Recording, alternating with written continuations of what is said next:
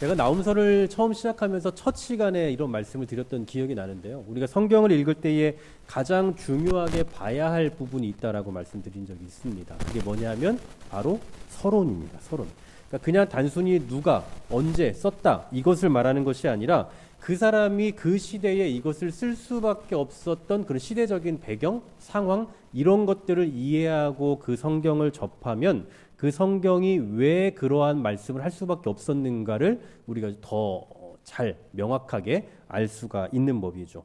그래서 그것을 알고 읽느냐 아니면 전혀 모르고 읽느냐 아니면 잘못 이해하고 읽느냐에 따라서 그 각 권마다 해석하는 방법들이 전혀 달라질 수 있을 겁니다.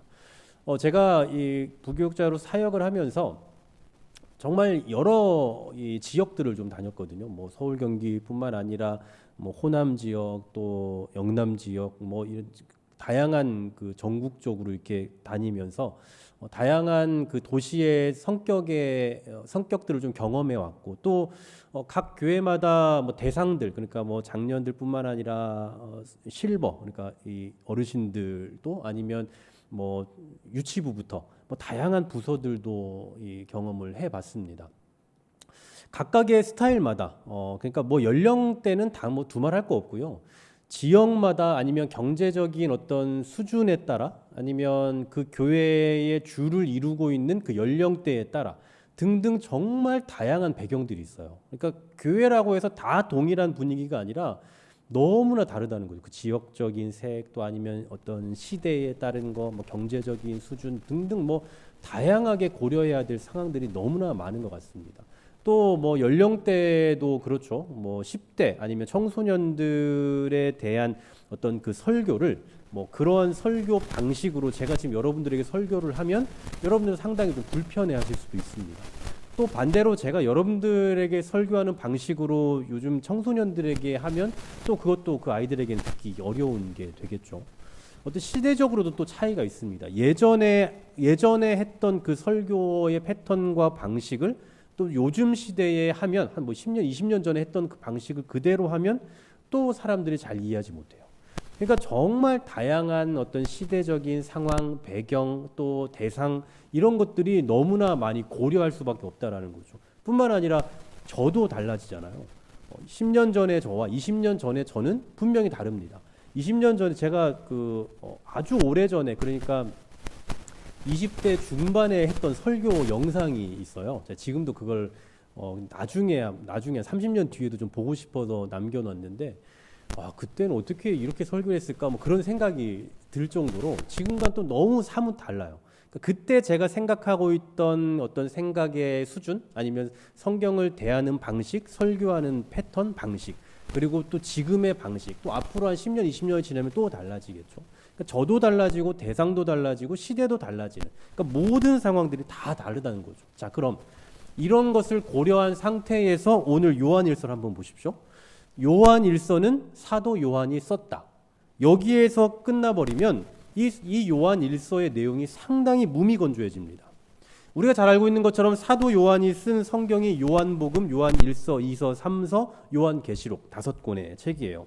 그런데 10년 전에 또 혹은 20년 전에 했던 설교 스타일과 지금의 제 설교 스타일이 분명 다른 것처럼 또 그 메시지의 내용도 다뤄가는 방식도 다른 것처럼 요한복음을 쓸 당시와 요한일서를 쓸 때의 당시 그리고 요한계시록을 쓸 때의 그 당시의 상황과 시대적인 배경과 요한의 상황은 분명히 다를 거다라는 거죠.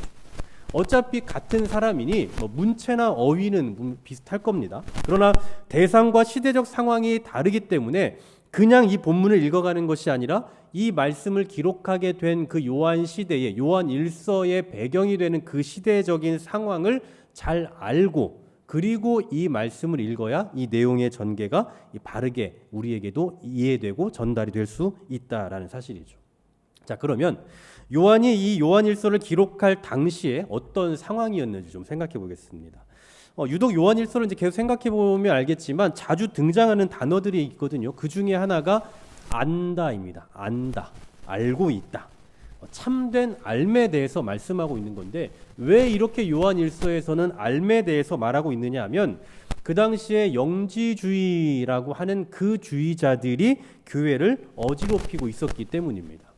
여러분, 이 영지주의라는 것은요, 이 요한일서의 배경일 뿐만 아니라 이 신약 성경 전체에, 그러니까 그 시대의 배경 가운데서 우리가 정말 잘 이해하고 있어야 될 내용이거든요. 그러니까 여러분 잘 들어보십시오. 영지주의가 뭔가를 제가 오늘 좀 말씀을 드릴게요. 이 영지주의란 말이 지식이라는 그노시스라는 그 헬라어에서 유래된 그런 말입니다. 그래서 이 영지주의자들은 자신들이 비밀스러운 지식을 가지고 있다라고 생각해요. 그러니까 소위 말하는 우리는 아는 자다라고 스스로 자기들끼리 그렇게 자부심을 가지고 살아간다라는 겁니다. 남들은 모르는 비밀을 우리는 알고 있다. 근데 이 영지주의자들이 갖고 있는 가장 큰 문제가 뭐냐면요, 바로 이원론적인 사고를 가지고 있다라는 거죠. 이원론적인 사고. 여러분, 이원론이 뭐냐면 우리의 보이는 육신과, 그러니까 보이는 몸과 보이지 않는 영혼을 구분을 하는 겁니다. 여러분, 이건 맞죠? 우리 사람은 제가 지금 여러분 눈에 보시기에 딱 보이는 이상천이라는 이 육신이 있고요. 또 제가 말하게 하고 제가 생각하게 하는 우리 눈에는 보이지 않는 영혼이라는 게 있습니다. 그러니까 영혼과 육을 나누는 건 맞아요. 그런데 중요한 건 뭐냐면 이 둘만을 그냥 나누는 것이 아니라 여기에 각각의 의미를 부여를 하는 겁니다. 보이는 우리 육신은 악하고 보이지 않는 우리의 영혼은 선하다라고 구분을 해요. 이해가시죠? 그러니까 이분법, 뭐 좋다, 나쁘다, 선하다, 악하다, 뭐 흑과 백 나누는 건 상관없다 이거예요. 그럴 수 있다 이겁니다. 그런데 중요한 건 거기에 의미 부여를 한다라는 거죠. 보이는 건 다 악하고 보이지 않는 것이 선하다라고 봐요. 더 나아가서 우리의 육체는 영혼의 어떤 물질적인 속박 상태로 봐요. 속박. 이게 무슨 얘기냐면 지금 우리의 영혼이 있잖아요. 각각 여러분 영혼이 다 있거든요. 근데 그 영혼이 지금 우리의 육신에 갇혀 있는 상태입니다. 마치 감옥처럼 우리의 선한 영혼을 이 몸뚱아리가 가둬두고 있는 상황이라고 보는 거예요. 그럼 여러분, 우리의 이 육신을 탈피해야 된다는 거겠죠? 이걸 빨리 탈피해야만, 그래야만 우리의 선이 드러나게 되는 거예요. 지금 무슨 얘기인지 이해하고 계시는 거죠? 따라오고 계시는 거죠? 정말 나름 쉽게 설명을 하고 있는데 이 육신을 벗어야 돼요. 이 육신에서부터 빨리 이렇게 속박을 해야 돼요. 그러니까 죽든지 아니면 뭐 어떻게 해야 돼요. 빨리 벗어나야 돼요. 분리가 돼야 돼요. 근데 우리는 분리가 언제 됩니까? 죽어야 분리가 되는 거잖아요. 영혼과 육은 죽어야 분리가 돼요. 그전에는 우리의 영혼은 육신에 계속 갇혀 있는 상태입니다. 그러니 우리가 살아있는 동안에 어떻게 해야 되느냐면요, 이 영혼을 계속해서 발전시켜야 돼요. 그러니까 육신은 계속 죽이고 영혼을 계속 발전시켜야 돼요. 그러다 보니까 이 사람들이 주로 하는 게 뭐냐면 금식, 고행, 다양한 수행들을 하는 겁니다. 여러분, 금식을 하는 것은 우리 육체를 계속 죽이는 거잖아요. 육체를 괴롭히는 거예요. 내 육체가 지금 내 영혼을 붙잡고 있으니까 계속해서 내 육신을 괴롭히고 죽이면서 내 영혼이 어떤 능력을 발휘하게 만드는 겁니다. 그래서 이분들이 생각하기에는 물론 이제 우리도 그럴 수 있지만 뭔가 영적인 일, 예를 들면 금식을 한다거나 어떤 고행을 하면 뭔가 스스로 아주 선해지고 거룩해진다라고 생각을 해요. 여러분, 굉장히 무서운 게 뭐냐면요, 지금 이 이원론은 잘못된 사상입니다. 아주 잘못된 거예요. 초대교회부터 아주 깊은 영향을 미쳤던 그 사상이기 때문에 잘못된 사상인데, 문제는 우리도 모르게 우리도 무의식적으로 이런 생각을 가지고 살아간다는 거죠. 그러니까 영적인 것 굉장히 중요하죠. 근데 단순히 영적인 것에만 포커스를 맞추다 보니까 육적인 일에 대해서는 굉장히 악하다라고 우리도 모르게 그렇게 말하고 생각하는 경우들이 있다라는 거예요. 근데 여러분 한번 생각해 보십시오. 영혼을 위한 것은 중요하지만 영혼을 위한답시고 우리의 육체를 계속 죽이는 일을 하다 보면 어떻게 됩니까? 정말 우리의 영혼이 경건해지고 선해지던가요? 여러분, 금식 많이 해보셨잖아요. 금식. 저도 금식을 여러 번 해봤습니다만 금식을 하면 언제나 특징이 있어요. 여러분은 안 그러시겠지만, 여러분은 경건하시니까 안 그러시겠지만, 저는 이 금식을 할 때마다 먹을 게 그렇게 생각이 나요. 네. 그러니까 금식을 하면 기도를 하고 어떻게 하나님과 더 가까워질까를 생각해야 되는데 금식하는 내내 자꾸 먹을 게 생각이 나요. 네. 어제 먹었던 거 생각나고 며칠 전에 먹었던 거 생각나고 금식이 끝나면 먹고 싶은 거 생각나고 계속 그 생각만 해요. 제가 좀 부끄러운 일화인데요. 제가 이제 사역을 막 처음 시작했을 때, 이제 전도사로 사역했을 때, 제가 이제 중고등학교 때는 막 방황을 했기 때문에 교회를 안 다녔으니까 수련회를 한 번도 가본 적이 없어요. 저는 학생으로 수련회 뭐 아니면 그 학생으로 성경학교 이런 데 참여해 본 적이 없거든요. 한 번도. 목사 아들인데도요. 근데도 어쨌든 그랬는데 사역자로 처음으로 이제 수련회를 데려가야 되는 거예요. 수련회를 경험해 본 적이 없는 제가 이 전도사가 돼서 아이들을 데리고 수련회를 인솔을 해야 되는 이 말도 안 되는 상황인 거죠. 한 번도 경험해 보지 않았는데 그렇다고 아이들에게 야, 난 한 번도 안 해봤어 이럴 수도 없고. 그래서 이건 안 되겠다. 죽어라 뭐 매달려야겠다 해서 이제 제가 그때 기도원을 갔습니다. 금식을 하려고. 금식을 할 생각에 이제 기도원 올라갔어요. 그때가 생생히 기억나는 이유가 뭐냐면 2002년 월드컵을 할 때입니다. 그러니까 2002년 월드컵 지금 뭐 워낙 제가 축구에 이 속된 표현으로 환장을 했던 때라서 당연히 제가 축구를 봐야 됐지만 제가 일부러 저를 죽이기 위해서 이것까지도 제가 포기합니다라는 심정으로 축구 아마 제 기억에 16강 이탈리아전을 제가 포기하고 기도원 올라가서 일주일 동안 가서 이제 뭐 아무것도 예약하지 않고 그냥 그 예배당에서 일주일을 금식을 할 생각에 이제 올라갔습니다. 올라가서 이제 그 예배당에서 큰 예배당 집회도 없어서 혼자 맨 뒤에서 이제 기도를 하고 예배를 하고 시작을 하는데 첫날입니다. 첫날. 자꾸 제가 그 기도원에 올라올 때에 봤던 차에서 차를 몰고 오면서 봤던 짬뽕집이 자꾸 눈에 보이는 거예요. 그 짬뽕집이 너무나 눈에 거슬리면서 아, 짬뽕을 한 그릇 먹으면 정말 좋겠다. 그게 첫날이었어요. 첫날. 겨우 첫날입니다. 제가 먹을 걸 되게 좋아하다 보니까 그게 먹어야 될 것 같은 그 느낌? 제발 먹고 싶다. 뭐 이런 생각이 너무 들어서 제가 이게 심지어 어디까지 가냐면 이게 정말 이 유혹이 너무 돼가지고 기도를 할 수가 없는 거예요. 네. 그래서 제가 어떻게 했을까요? 먹었어요. 내려가서 짬뽕을 먹었습니다. 첫날. 먹고 다시 올라와서 이건 아니다. 기도는 아니 금식은 아니다. 그냥 먹고 힘내서 기도하자. 생각을 바꿔서 진짜 정말 많이 잘 먹고 정말 열심히 기도했던 기억이 나고 산기도도 막 새벽에 산기도도 혼자 하고 막 별걸 다 했던 기억이 나요.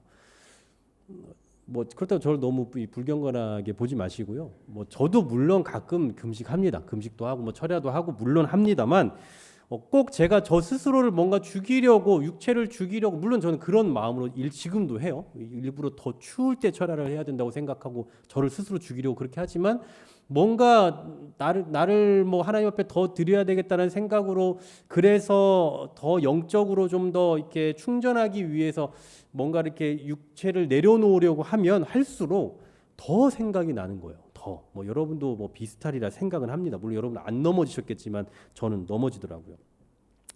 뭘 얘기하려고 하냐면 금식과 같이 어떤 일을 한다고 해서 반드시 우리의 육신적인 일로부터 멀어지는 것은 아니다라는 사실이죠. 오히려 육신적인 일을 더 생각할 확률이 높아진다라는 겁니다. 그래서 우리는 영혼을 위해서 하는 일도 중요하지만 육신의 일도 소중히 여겨야 돼요. 여러분 부활하면 우리의 영혼만 부활하는 게 아니라 육신도 부활한단 말이에요. 그러니 우리 육신도 소중한 겁니다. 여러분들 그 약도 안 먹고 뭐 보조 그 건강제도 챙겨 먹지 않고 건강을 잘 챙기시는 것도 좋습니다만 기도로만 여러분의 건강을 유지하는 것도 좋습니다만 약도 많이 드시고 병원도 잘 가시고 그러면서 또 기도도 하시면서 건강을 챙기면 훨씬 더 건강해질 것 같아요. 네, 저는 그렇게 생각해요. 하나님께서 우리에게 좋은 약도 주셨고 좋은 의사들도 주셨으니까 그걸 누리면서 또 먹고 우리의 육신도 더 건강해질 수 있도록 만들면 그것도 얼마나 좋겠냐라는 생각이 들어요. 그런데 제가 지금 방금 말씀드린 이런 말을 했다 하면 영지주의자들은 바로 저를 이제 비판을 하겠죠. 혹시 여러분 중에 제가 지금 한 이 말에 대해서 비판을 하고 계시면 여러분 영지주의자에 가까운 겁니다. 아무도 하시면 안 돼요. 눈에 보이는 것, 우리의 물질을 다 부정하는 사람들, 그게 바로 영지주의자입니다. 이렇게나 보이는 물질을 죄악시 여기는 사람들이니 육신을 입고 이 세상에 오신 구원자 예수 그리스도를 믿을 수 있겠습니까? 믿을 수가 없는 거죠. 예수님이 육신을 입고 오신다? 구원자가 육신을 입고 온다? 이 더러운 육을 입고 온다? 말도 안 되는 얘기예요. 그래서 그들은 어떤 대안을 냈냐면 성육신에 대해서 도케티즘이라는 걸 주장해요. 도케티즘. 이게 우리말로 하면 가현설입니다. 가현설. 그러니까 이 도케티즘을 좀 우리말로 좀 재미있게 바꿔서 이 도깨비설이라고 해요. 도깨비즘, 도깨비. 도깨비가 뭐냐면 여러분 도깨비 다 아시잖아요. 도깨비는 어떤 거 존재입니까?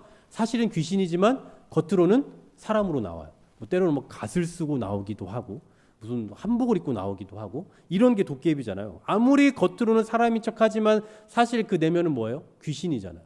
마찬가지로 예수님도 성육신을 하신 것이 아니라 인간처럼 보일 뿐이다라고 이야기하는 거예요. 그러니까 도깨비처럼 가현설, 사람처럼 보일 뿐이다. 그러나 실제로 사람은 아니다. 이렇게 이야기해요. 근데 여러분 우리는 알고 있다시피 예수님은 신성이 100이고 인성도 100이잖아요. 예수님이 세상에 계실 때는 100% 인간이었거든요. 근데 그들은 절대 그걸 인정할 수 없었기 때문에 예수님의 신성을 완전히 인성을 완전히 부정을 했던 겁니다. 이게 바로 이런 생각을 가지고 주장했던 사람들이 바로 이 신약 시대에 가장 많이 존재하고 가장 많은 영향력을 미쳤던 이 영지주의자들이다라는 사실이죠. 그러니 그 당시에 이 그리스도인들은 이런 영향을 안 받을 수가 없는 겁니다. 우리도 사실 우리도 모르게 이런 영향을 받고 있거든요. 영혼은 선하고 육은 약하다 이렇게. 근데 그들도 얼마나 많이 이런 영향을 받았겠냐라는 거예요. 근데 문제는 뭡니까?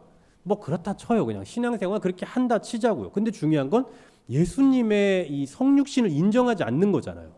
이 영지주의에 빠지게 되면 예수님의 성육신을 부정하게 된다고요. 그러니 이건 문제가 될 수밖에 없는 겁니다. 그래서 사도 요한은 이런 영지주의자들의 영향력 아래 살아가고 있는 그 그리스도인들을 향해서 권면하고 싶었고 그 권면의 내용을 담아서 보낸 편지가 바로 이제 오늘부터 우리가 생각하게 될 요한 1서다라는 겁니다. 이 요한은 영지주의자들뿐만 아니라 수많은 거짓 사도들과 또 거짓 교사들, 이단들이 난무한 그 시대를 이렇게 표현을 합니다. 이 요한 1서 5장 19절에 제가 읽어드릴게요. 온 세상은 악한 자 안에 처한 것이며 라고 말씀해요. 온 세상은 우리가 살고 있는 온 세상은 악한 자 안에 처해 있다라고 표현하고 있습니다.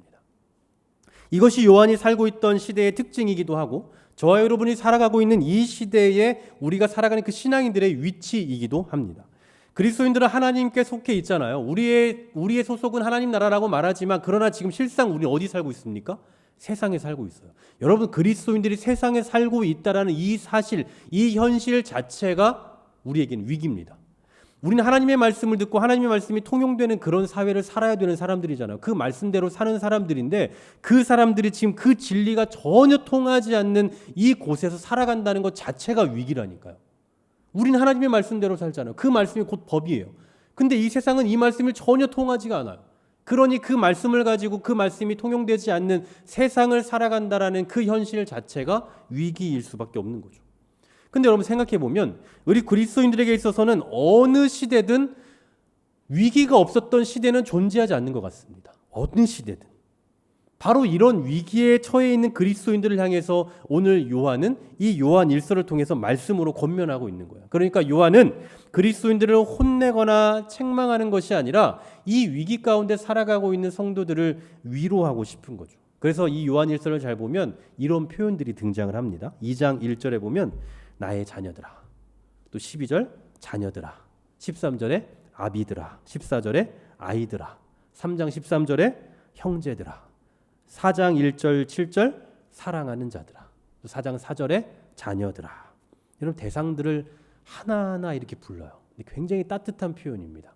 마치 가족을 부르는 것처럼 굉장히 가족적인 언어들을 사용을 하고 있어요. 마치 가족을 부르는 것처럼, 가족을 대하는 것처럼, 또 가족을 위로하는 것처럼 그들을 불러가면서 따뜻한 위로와 권면을 하고 있는 거죠. 어떤 권면을 하느냐, 이제 그것을 이제 우리는 다음 주부터 생각을 해보려고 하는 겁니다. 여러분, 우리의 사랑하는 가족이 어려움에 처해 있다. 그럼 어떻게 합니까? 가장 먼저는 위로해야죠. 얼마나 힘들겠냐, 얼마나 슬프고 아프겠어요. 그를 위로하고 또 함께 슬퍼해주고 이렇게 할 거예요. 그런데 여기서 끝나는 게 아니라 두 번째는 뭘 해야 돼요? 권면해야죠. 더 따뜻하게 어떻게 견뎌내야 할지, 어떻게 살아야 할지, 어떻게 이겨내야 할지 따뜻하게 권면을 할 거예요. 바로 요한이 지금 독자들에게 갖고 있는 심정이 이와 같은 심정입니다. 좀 전에 말씀드렸다시피 요한이 바라보고 있는 그리스도인들은 악으로 가득 찬 세상에서 겨우겨우 견뎌내고 있는 그런 사람들이에요. 바로 그런 상황 속에 있는 요한의 시대를 살아가는 그리스도인들, 그리고 그때와 별반 다를 바 없이 위기 가운데 살아가고 있는 우리 이 시대에 살아가는 우리 그리스도인들에게 권하고 있는 메시지가 바로 이 요한 1서다라는 사실입니다. 저는 이 성경 시대, 특히나 이 각권의 이 시대적인 배경들을 좀 살펴보면요, 진짜 하나같이 녹록치 않은 삶을 살았던 것 같아요. 그 시대에, 그러니까 뭐 지금으로부터 2000여 년 전 혹은 뭐 그 이전부터 해서 정말 신앙인들이 신앙을 지키며 살아가기 너무나 힘든 시대적 배경을 가지고 있구나라는 걸 참 많이 느끼거든요. 그런데 그러고 이렇게 고개를 돌려서 보면 내가 살아가고 있는 이 세상도 신앙생활을 하기 그리 쉽지 않구나라는 생각이 또 들어요. 그러니까 우리가 살고 있는 그 세상도 성경 시대의 이 신앙인들, 우리의 신앙의 선조들이 겪었던 그 위기의 상황과 같이 우리가 사는 그 이 세상도 우리가 신앙을 유지하면서 살아가기가 너무나 힘든 그런 세상이다라는 것을 느낀다라는 거죠. 때로는 더하면 더했지 덜하진 않는다, 뭐 이런 생각이 들기도 합니다. 하지만 이런 현실을 살아가는 신앙인들에게 언제나 성경은 해답을 주고 있습니다. 우리가 어떻게 살아야 할지, 어떻게 견뎌야 할지, 어떻게 이겨내야 할지를 알려주고 있다는 거죠. 저는 이걸 보면서 언제나 확신을 갖습니다. 그게 뭔 줄 아십니까? 살기 힘들지만 그러나 살아낼 방법은 있다라는 확신이에요. 우리가 살아가는 이 세상 정말 살아가기 너무 힘들거든요. 여러분 살고 계시는 그 세상 너무나 살기 힘든 세상인 거 분명합니다. 갈수록 사람들이 우울증에 걸립니다. 뭐 공황장애에 빠지기도 해요. 여러분도 그런 걸 경험해 보신 적이 있으실 테고 저도 그런 걸 경험해 본 적이 있습니다만 이제는 더 이상 어떻게 예수 믿는 사람이 우울증에 걸리냐, 예수 믿는 사람이 얼마나 믿음이 없으면 공황장애에 빠지냐, 뭐 이런 이야기를 할 수 있는 상황이 아니에요. 그만큼 세상은 살기 힘든 시대라고요. 그만큼 세상 우리가 교회 밖에만 나가면 만날 수 있는 그런 상황들이 이제는 얼마든지 그런 위기감에 빠지고 또 외로움에 빠질 수밖에 없는 그런 상황들이 너무나 많이 펼쳐지고 있다라는 사실이에요. 그만큼 우리는 힘든 현실을 살아가고 있습니다. 지금 우리가 살고 있는 세상이 이런 세상이라고요. 하지만 여러분 기억하십시오. 분명히 답은 있습니다. 그리고 그 답이 바로 성경 안에 기록되어져 있어요.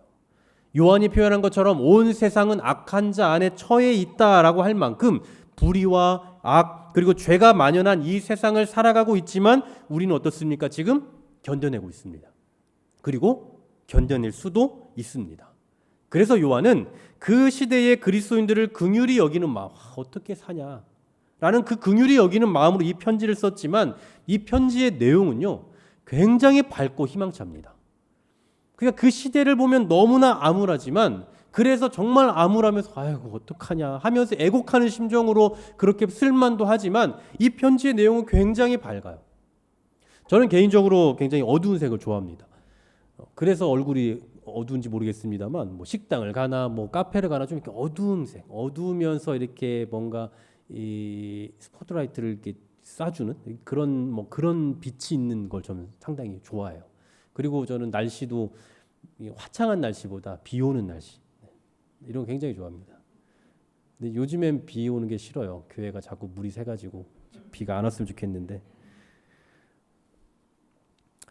그런데 이 요한 일서를 색으로 표현하라고 하면 그 무슨 색이냐면 뭐 파란색, 노란색, 초록색과 같은 가장 밝은 그 파스텔 색으로 그릴 수 있지 않을까라는 생각이 들어요. 왜냐하면 이 요한 일서에서 표현하고 있는 그 단어들을 보면 사랑, 빛, 생명, 사귐 이런 표현들이거든요.